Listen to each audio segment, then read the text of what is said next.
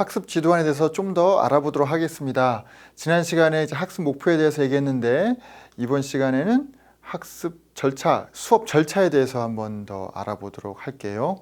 그리고 끝나고 나면 평가에 대해서도 알아보도록 하겠습니다. 자, 수업 절차. 여러분들이 수업을 이제 어떻게 할 것인지 적는 가장 또 중요한 부분이죠. 어떤 상황이냐 그러면 여러분들이 있고 학생들이 들어오는 상황일 수도 있겠고요. 여러분들이 교실에 있고 실험실에 있고 학생들이 다 들어왔다고 생각해 보세요. 그러면 여러분들이 어떻게 할 것인지, 제일 처음 뭐 인사를 할 것인지 어떻게 할 것인지 그런 걸 세세히 다 플랜을 잡아야 되겠죠. 나중에 여러분들이 경험이 엄청 많다 보면 그게 다 머릿속에 있을 수 있어요. 다 적을 필요가 없지만 예비 교사로서는 가능하면 자세하게 다 적어보는 게 좋겠다라는 게 제가 추천하는 상황입니다. 그리고 가끔씩은 여러분들이 모의 수업을 한다거나 했을 때 이 침대에 누워가지고 머릿속으로 상상을 해보시는 게 제일 좋아요. 학생들이 들어왔을 때 어떻게 하지? 제일 처음에 어서들 오세요 이렇게 인사를 할 것인지, 그 다음에 우리 그 머테리얼, 그 핸즈온 액티비티 할 때 막 나눠주는 것도 있잖아요. 그거를 그냥 학습 수업 절차에는 뭐 나눠준다라고만 써져 있는데 사실은 그걸 어떻게 나눠주느냐에 따라서 수업이 아주 매끄럽게 될 수도 있고 엉망이 될 수도 있어요. 왜냐하면 가끔은 학생들한테 와서 갖고 가 이렇게 하게 되면 서로 가지러 온다고 또 초등학생 같은 경우는 막 뛰어오고 막 이렇게 해가지고 난리가 나고 막 넘어지고 쓰러지고 하다 보면 수업이 갑자기 다 망해버리는 수가 있죠. 그래서 그런 거 하나하나 머릿속으로 다 그려보고 여러분들이 아주 클리어해야만이 수업이 잘 될 수 있다. 자, 그러면 여기 수업 절차를 적어야 되는데 수업 절차를 처음에 뭐 1번부터 하든 뭐 별표를 찍어가지고 쭉쭉쭉 나열할 수 있잖아요. 근데 이게 쭉 나열하면 이게 너무 많겠죠? 그래서 보통은 이거를 섹션을 나눠가지고 정리를 하는데 제너럴 포맷이 뭐냐 그러면 제일 처음에 오프닝 또는 인트로덕션 이렇게 하고 그 다음 바디 또는 코어 인스트럭션 그 다음 클로징 어세스먼트 이렇게 세 파트로 나누는 경우가 보통입니다. 그래서 인트로덕션을 어떻게 하냐면 처음에 워밍업하고 학생들한테 뭘 할 건지 뭐 설명도 하고 이런 거 하겠죠. 그 다음에 코어 인스트럭션은 이제 메인 액티비티를 하는 그런 섹션이고요. 마지막에는 이게 수업을 정리하고 평가도 하고 해야 되잖아요. 그래서 클로징. 그래서 이렇게 제너럴리 이제 세 개의 섹션이 있다. 그래서 섹션에 맞춰가지고 여러분들이 하나하나 어떻게 할 건지 쓰시면 되는데 저희들이 이제 귀납적 교수학습 방법으로서 탐구학습 5E 러닝 사이클 말을 했잖아요. 5E 러닝 사이클 말을에는 어떻게 해요? 5개 스텝이 있었잖아요. 5E 모델이 있으니까 이 3개로 나누는 게 아니라 5개로 해서 engagement, exploration, explanation, elaboration, and evaluation 이렇게 5개의 스텝으로 나눌 수 있겠다라는 것이죠. 그러면 이번에는 내가 연역적으로 수업을 할 것이고 모델링 스트래티지를 쓸 예정이다. 그러면 그것도 몇 섹션으로 나눌 수 있겠죠? 3개. 생각나세요? present, practice, 그 다음에 assessment 이렇게 세 단계로 나눠 가지고 여러분들이 수업 절차를 정리하면 되겠습니다. 자, 이제 섹션이 나눠졌다고 쳐요. 그러면 여러분들이 그 다음 뭘 더 해야 되느냐? 자, 컴포넌트 해가지고 필요한 게 time estimate이에요. for each section. 그래서 5E learning cycle 모델로 제가 설명을 계속 하겠습니다. 5E learning cycle 모델에서 제일 처음 engagement잖아요. engagement를 어떻게 할지 한번 고민을 하시죠. 그래서 대충 써봐요. 이렇게 하다가 그러면 시간을 좀 한번 예측을 해봐야 되겠지 않겠습니까? engagement만 30분 할 수도 없고 그래서 시간을 대충 써요. 그 다음에 exploration도 해서 시간도 쓰고 자기가 예측하는 시간을 쓰는데 하다 보면 이게 시간이 넘어버리네? 그럼 어디선가 줄여야 되겠죠. 그럼 줄이는 부분도 줄여가지고 인게이지먼트를 줄이자 3분으로 줄인다든지 이런 식으로 해서 여러분들이 타임 에스티메이트를 항상 머릿속에 갖고 있어야 됩니다. 안 그러면은 수업이 중간에 하다가 잘리고 종이 땡 치면 끝나버리잖아요. 그럼 수업이 또 이제 망하는 거예요. 그래서 능수능란한 교사가 되려 그러면 이 타임 에스티메이트 되게 중요한 거예요. 이 타임 매니지먼트를 잘 하셔야 된다라는 거 말씀드리고요. 그 다음에 each 섹션에다가 뭘 또 적냐 그러면 planned questions. 제일 중요한 게 어떤 질문을 할 것인지를 꼭 적으셔야 됩니다. 그게 이제 그 수업을 진행해 나가는 거거든요. 자, 인게이지먼트를 했을 때 그럼 여전히 광합성에 대해서 설명을 하고 있다. 그럼 제일 처음에 어떻게 인게이지먼트를 할까 하다가 예를 들면 우리 집 뒷마당에 보니까 나무들이 있는데 그 밑에 잔디가 자라거든요. 저희 실제 상황입니다. 우리 집 이제 옆마당이 이렇게 있는데 이제 향나무들이 있어요. 근데 그 밑에는 자꾸 그늘져 가지고 잔디들이 잘 안 자라고 저 반대쪽에는 항상 햇빛이 잘 들어오니까 잔디들이 잘 자라요. 그러면 만약에 그런 상황이 이제 있었을 때 인게이지먼트로서는 여러분들 집에 좀 뒷뜰하고 앞뜰에 꽃들이 많죠라고 물어볼 수도 있겠죠. 이 미국 상황입니다. 한국에서는 이제 뒷마당, 앞마당이 별로 없겠지만 이제 미국에서는 개인 주택들이 많고 보통 뒷마당, 앞마당이 다 있으니까 그 마당에서 놀아본 적이 있느냐, 꽃들이 있느냐라고 물어볼 수가 있겠죠. 그러면 그걸 딱 거기다 적는 거예요.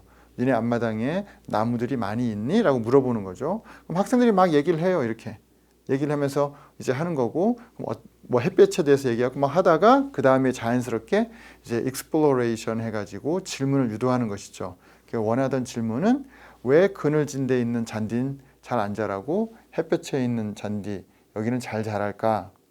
꼭 그 잔디라고 햇볕이라고 얘기할 필요는 없겠지만 그늘진 곳에 있는 게 잘 안 자라고 여긴 잘 자란다. 왜 그럴까? 그걸 알아보자. 라고 이렇게 수업을 짠다고 하게 되면 여러분들의 그 인게이지먼트에서 그런 그 계획한 질문들을 이렇게 적는 것이고 그럼 학생들이 어떻게 생각할지도 한번 생각을 해보셔야 돼요. 질문만 쏙 땡 이게 아니라 학생들한테 뒷마당에 나무들이 많니? 라고 물어보면 예, 저희들 나무들도 있고요. 엄마가 꽃을 해서 맨날 정원을 맨날 가꾸고요. 이런 얘기를 할 것이라는 걸 예측을 해보셔야죠. 자, 그 다음에는 이제 또 하나는 뭐냐 하면 만약에 학생들이 엉뚱한 대답을 했을 때 그때는 또 어떻게 할지도 한번 생각을 하셔야 됩니다. 무슨 얘기냐? 뒷마당 얘기했는데 애들이 다들 침묵이에요. 알고 보니까 얘네들 다 거의 아파트에 살아가지고 뒷마당이 없는 거예요. 그럴 수도 있잖아요.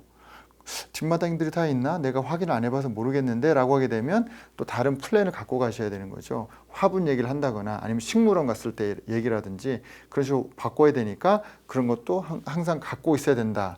그래서 플랜드 퀘스천을 적고 학생들의 반응도 한번 생각해서 적어도 좋고 적지 않는다 하더라도 생각을 하셔야 되고 만약에 그런 대답이 안 나왔을 때 어떻게 할지도 한번 대책을 갖고 있어야 된다. 그리고 만약 디스커션을 한다 그러면 거기 키 포인트 뭐를 만약에 여기서 이거를 꼭 강조해야 된다라는 이런 키 포인트들도 여기에 적어야 된다라는 것이죠. 자, 대충 어떻게 그림이 그려지십니까? 수업 절차를 적는데 제일 처음에 섹션을 나누어야 돼요. 5E 모델을 따른다 그러면 그 수업 모형을 따른다 그러면 5E 스텝에 맞춰가지고 5개 섹션으로 나누고 각 섹션마다 타임 에스티메이트 정해서 적어놓고 관련된 질문들 어떻게 할 건지 질문들 적고 그 다음에 디스커션 한다 그러면 디스커션 할 것도 적고 예. 물론 당연히 빠졌네요. 뭐냐면 교사가 어떻게 할 것지도 다 적어야 되는 거예요. 뭐 물건을 나눠준다, 뭐뭐 한다, 뭐 이걸 꺼낸다, 비디오를 보여준다 이런 것도 당연히 다 적어야 되고 그거 플러스 질문도 적고 그 다음에 키포인트도 적어야 된다라는 것이죠. 예를 들면 이렇게 되는 것입니다. 제 학생이 했던 건데 뭐 가장 우수하다 이게 아니라 하나의 샘플로 그냥 들고 온 거예요.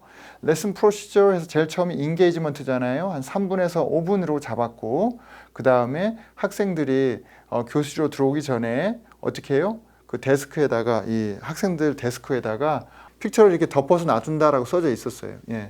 이런 식으로 교사가 어떻게 할 건지 이렇게 다 이제 적어 놔두는 것이죠. 그리고 여기서 이런 물음표가 들어간 거는 관련된 질문도 다 적고요. 이런 식으로 다 이제 적으면 여러분들이 딱 읽었을 때 어떻게 수업이 진행될 것인가 다 알 수 있는 것이고 또 하나는 여기다가 이제 번호를 이렇게 적어 놨잖아요. 가끔은 이제 블랙 포인트 해가지고 이렇게 점을 찍는다든지 해 놔두는데, 이거를 어떤 학생들은 이게 막 그 패러그래프 단락처럼 이렇게 계속 연결해서 쓰는 경우가 있어요. 저는 그거를 이제 사양합니다. 학생들한테 그렇게 하지 말라 그래요. 왜 그러냐 그러면 이 학습 지도안은 교수님들한테 제출하기 위해서 여러분들이 쓰는 게 아니라 여러분들을 위해서 학습 지도안을 쓰고 있는 것입니다. 그래서 지금 예비교사들 같은 경우는 처음에 모의 수업을 한다거나 실제 수업을 할 때 경험들이 많이 없잖아요. 그러니까 학습 지도안을 여러분들 앞에 딱 놓고 이걸 보면서 수업하는 게 제일 좋아요. 잠깐 내가 어디 있지? 순간 헷갈리실 때는 딱 꺼내서 보고, 그거 한 5초, 10초밖에 안 되거든요. 상관없습니다. 그렇게 하는 게 제일 좋고, 그때는 이렇게 번호를 매긴다든지 블랙 포인트로 해 있었을 때 여러분들이 지금 어디 하고 있는지를 알 수 있으니까 그럼 여기구나 라고 할 수 있는데, 이게 막 장문으로 막 이렇게 해 놔두면 지금 어디 하고 있는지 알 수가 없어요. 그러면 이게 여러분들의 학습 지도안이 무용지물이다라는 것이죠. 그리고 실제적으로 여러분들이 사용할 것이다라고 하게 되면, 예를 들어서 이 질문 넘버 4 이게 중요하다 그러면 여러분들이 꼭 잊지 말아야지 라고 했던 별표 같은 거 해놔두고, 아니면 빨간 줄로 밑줄 쫙 해놔둘 수도 있는 거죠. 왜? 여러분들을 위해서. 가끔은 저도 지금 여기서 뭐 강의하고 있습니다만은, 강의를 해서 이런 얘기해야지 저런 얘기해야지 하고 다 플랜을 짜고 와서 하는데, 막상 수업을 하고 나면 끝나고 나서 이거 중요한 얘기인데 안 했네, 이걸 안 물어봤네 라고 할 때가 있어요. 그러니까 여러분도 마찬가지입니다. 특히 경험이 부족할수록 그런 경우가 많으니까 학습 지도안을 최대한 여러분들을 위해서 활용을 해야 되니까 이렇게 번호를 적어 두시고, 필요한 거는 별표든 꼭 빨간 줄 쫙 해서 그렇게 해 놔두시면 좋겠다. 자, 그러면 이제 우리 학습 목표에 대해서 얘기했고, 그 다음에 수업 절차에 대해서도 이제 얘기했습니다. 자, 학습 목표 다 이제 정했으면 이 학습 목표가 이룰 수 있도록 수업 절차도 같이 일관성이 있어야 되겠죠? 학습 목표에는 그럴듯하게 학생들끼리 논쟁을 할 수 있다라고 이렇게 막 고차원의 high level thinking 스킬을 요구하는 학습 목표를 잡았는데, 수업 절차에서는 학생들이 논쟁하는 그런 액티비티가 없으면 안 되겠죠. 그래서 잊지 마세요. 학습 목표와 수업 절차가 어떻게 일관성이 있어야 된다. 그 다음에 일관성이 있고, 또 그 다음에 아까 제가 말씀드렸다시피 학습 목표하고 평가도 일관성이 있어야 된다고 했잖아요. 그럼 수업에서 했던 걸 또 평가해야 되는 거기 때문에 이 세 개가 아주 유기적으로 consistent 해야 된다라는 거, 일관성이 있어야 된다는 거 잊지 마세요. 가끔은 제 학생들 중에 보면 학습 목표 쓰라고 하니까 막 좋은 거 막 쓰고, 수업은 또 이제 자기가 원하는 액티비티 막 한 다음에 또 평가는 해야 되겠는데 해서 평가 막 따로 해요. 그래서 이 세 개가 다 따로 노는 경우가 부지기수다. 그래서 여러분들이 학습 지도안 짤 때는 이 세 개가 일관성이 있게 짜는 거 잊지 마시고, 이번에는 평가에 대해서 한번 얘기를 해보도록 하겠습니다. 자, 평가 어떻게 할 것인가? 첫 번째, 제일 중요한 게 아까 말씀드렸다시피 이게 학습 목표하고 어떻게 해요? 컨시스턴트 해야 된다라는 거예요. 가끔은 평가만 따로 이렇게 평가할까 저렇게 평가할까 해서 따로 하는 경우가 있어요. 그런 경우에는 학습 목표가 동떨어지는 경우인데, 여러분들이 평가할 때 이런 식으로 평가하면 좋겠다라고 생각하기 전에 뭐요? 학습 목표를 내가 어떻게 잡았었지? 라고 그걸 확인을 해보세요. 그게 중요합니다. 그리고 평가를 함에 있어 가지고는 이렇게 루브릭이라 그래서 평가 틀이 또 있어야 돼요. 여러분들이 평가를 하고 나면 그 계획을 세울 때 평가 틀, 보통 이제 컴포넌트나 크라이테리아 이런 게 있고요. 그 다음에 레벨 점수를 어떻게 줄 것인지 4점, 3점, 2점, 1점 이런 식으로 이제 레벨이 이렇게 주어집니다. 그래서 여러분들의 학습 지도안 이게 예를 보면은요, 그 5E 말을 쓴다 그러면 여기 어떻게 해요? 이밸류에이션이 있겠죠. 이밸류에이션에 대해서 어떻게 평가할 건지 있고, 여기서는 학생들에게 뭔가 만들어보고 쓰라고 이제 시나리오로 쓰라고 하는 거가 돼 있고, 그 시나리오를 평가할 때 이렇게 되는 것이죠. 이렇게 이런 것들이 요소들이 있는지 그에 따라서 레벨을 나눠 가지고 4점, 3점, 2점, 1점 이렇게 나눠서 평가하게 되어 있습니다. 여기 differentiated instruction 아까 얘기 드렸지만 이거는 이제 옵션이에요. 교수님에 따라서 개별 학습이 어떻게 할 것인지를 꼭 네 학습 지도안에 넣으라고 할 때는 넣고 그렇지 않으면은 이게 뭐 빼도 상관없고요.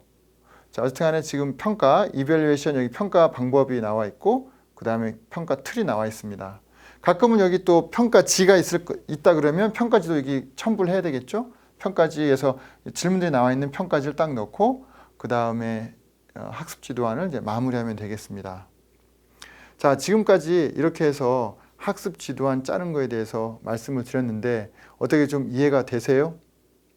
다시 한번 정리를 하게 되면 교육과정을 바라봤을 때 여러분 교과서 딱 보게 되면 뭘 가르쳐야 되는지 딱 나오잖아요. 여러 단원들이 있고 각 단원, 유닛은 여러 가지 multiple 레슨들이 묶여 있다. 그리고 각 레슨별로 여러분들이 수업을 해야 되는데 수업을 할 때 학습 지도안을 짜야 되고 그 학습 지도안도 역시 어떻게 해요? What to teach, how to teach, what and how to assess 이게 세 개가 연결되어 있다는 것이죠. 그래서 제일 처음에 What to teach에는 여러분들 스탠다드 그 교육과정 표준과 연관을 시켜줘야 되고 학습 목표를 짜야 되고 학습 목표가 다 짜였으면 그 다음에 How to teach 그래서 수업 절차에 대해서 자세히 적어야 되고 그 다음에는 How to assess 평가를 어떻게 할 것인지도 다 나와 있어야 된다. 이렇게 이쯤 되면은 여러분들이 학습 지도안을 좀 쓸 수 있을까요? 여러분들이 한번 실험 프랙티스를 하고 싶다 그러면 여러분들이 이제 수업에 관심 있는 토픽을 정하고 또 학년을 정하고 한번 제가 말씀드린 순서에 따라서 한번 쫙 짜보시면 좋겠습니다. 마지막으로 하나 더 말씀드릴 게 지금 제가 순차적으로 얘기했잖아요. 학습 목표 얘기하고 그 다음에 수업 절차, 평가 이렇게 얘기했는데 막상 여러분들이 수업을 짤 때에는 이렇게가 사실 잘 안 돼요. 왜냐하면 학습 목표는 그럴듯하게 막 짰는데 그럼 이 활동, 수업 절차에 쓰는 활동 같은 경우는 꼭 학습 목표에 맞춰가지고 짜느냐. 그게 아니라 가끔은 학생들이 수업 절차 액티비티 중심으로 많이 짜거든요, 수업을. 이거 너무 재미있는 실험인데 이걸 해봤으면 좋겠다라고 해서 그 액티비티, 핸즈온 액티비티를 어떤 것으로 할까 많이 고민을 하고 그걸로 이제 수업을 많이 짭니다. 자, 그럼 무슨 얘기냐? 그러면 이제 처음에 학습 목표 짜고 이렇게 하다 보면 이게 안 맞을 수가 있어요. 그래서 제가 결론적으로 뭐냐면 이게 세 단계가 학습 목표, 수업 절차, 평가 이 세 단계가 계속 왔다 갔다 하면서 이게 수정 보완을 하고 나중에 일관성 있게 만드는 거예요. 처음에 학습 목표를 딱 짜고 이거에 맞는 수업 절차, 그다음 평가가 내려가는 게 아니다라는 것이죠. 뭐 그렇게 할 수 있으면 또 그렇게 하시는데 실제적으로 수업 지도안을 짤 때에는 이게 왔다 갔다 합니다. 그래서 여러분들이 나중에 수업 지도안 짤 때도 꼭 학습 목표를 다 마무리하고 수업 절차 마무리하고 평가 이렇게 내려가시는 게 아니라 학습 목표 대충 짰으면 그럼 어떤 활동을 할까 하다가 이런 거 하다 보면 또 이것도 할 수 있겠네 올라가서 학습 목표를 바꾸고 또 그럼 평가가 또 이렇게 되고 이런 식으로 계속 왔다 갔다 하면서 수업 지도안을 짜게 된다라는 거 말씀드립니다. 그리고 결론적으로 잊지 마셔야 될 거는 이 세 부분 목표, 그다음에 수업, 평가 이 세 개가 일관성이 있어야 된다라는 것이죠. 자, 이 정도로 해서 학습 지도안에 대해서 마무리하도록 하겠습니다.